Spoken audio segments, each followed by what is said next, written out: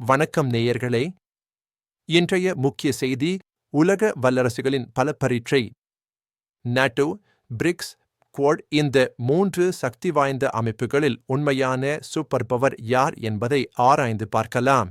இராணுவ பலம், பொருளாதார சக்தி, புவிசார் அரசியல் செல்வாக்கு, மக்கள் தொகை, ஜிடிபி, பாதுகாப்பு செலவு, அணு ஆயுதங்கள் போன்ற அளவீடுகளின் அடிப்படையில் இந்த 3 அமைப்புகளையும் ஒப்பிட்டு பார்க்கப் போகிறோம். முதலில் நாட்டோ, அதாவது நார்த் அட்லாண்டிக் ட்ரீட்டி ஆர்கனைசேஷன். இது 1949-இல் நிறுவப்பட்டது.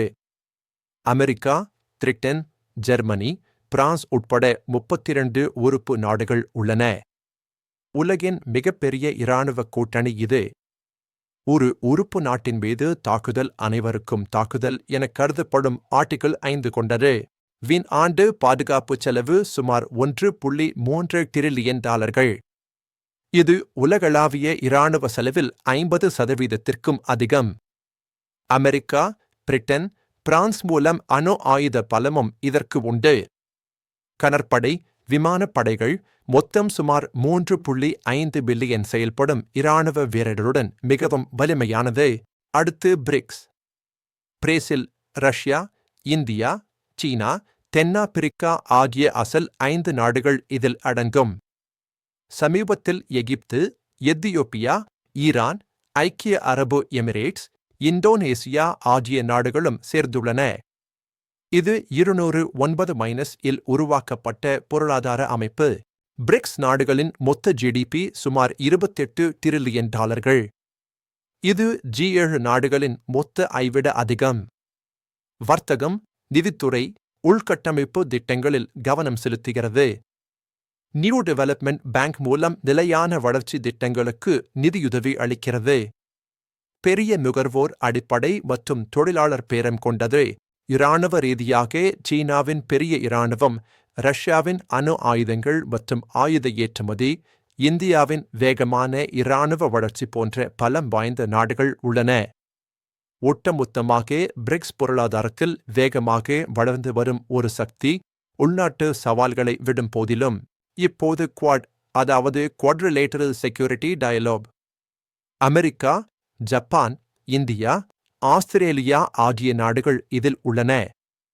இது 2007-இல் தொடங்கி 2017-இல் மீண்டும் ஊக்குவிக்கப்பட்டது.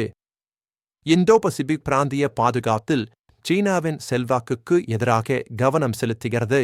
குவாட் நாடுகளின் மொத்த ஜிடிபி சுமார் $40 டிரில்லியன்.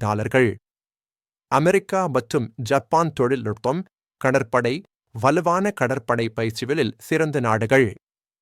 இது ஒரு முறையான ஒப்பந்தம் அல்ல, ஆனால் கிறண்ட, சுதந்திரமான இந்தோ பசிபிக் ஐ ஊக்குவிக்கிறது. இராணுவம், நாட்டோ ப்ராஜெக்ட் மற்றும் தொழில்நுட்பத்தில் முன்னிலை வகிக்கிறது. சாத்தியக்கூறுகள் உள்ளன, குறிப்பாக சீனா மற்றும் ரஷ்யா மூலம். குவாட் கடற்படை மற்றும் பிராந்திய பாதுகாப்பில் கவனம் செலுத்துகிறது. பொருளாதாரம், பிரிக்ஸ் மற்றும் குவாட் இரண்டும் மிகவும் வலுவானவை. G7 ஐ விஞ்சும் ஜிடிபியுடன். நாட்டோ அமெரிக்கா மற்றும் ஐரோப்பிய யூனியன் மூலம் பலம் பெறுகிறது. செல்வாக்கு, நாட்டோ உலகளவில், பிரிக்ஸ் உலக தெற்கு நாடுகளில், குவாட் இந்தோ பசிபிக் பிராந்தியத்தில் செல்வாக்கு செலுத்துகிறது. மக்கள் தொகை, ஜிடிபி, பாதுகாப்பு செலவு, அணு ஆயுதங்கள், செயல்படும் இராணுவ வீரர்கள் எண்ணிக்கை போன்ற அளவீடுகளை கவனித்து ஒப்பிட வேண்டும். எந்தவொரு அமைப்பும் முழுமையான வல்லரசு இல்லை.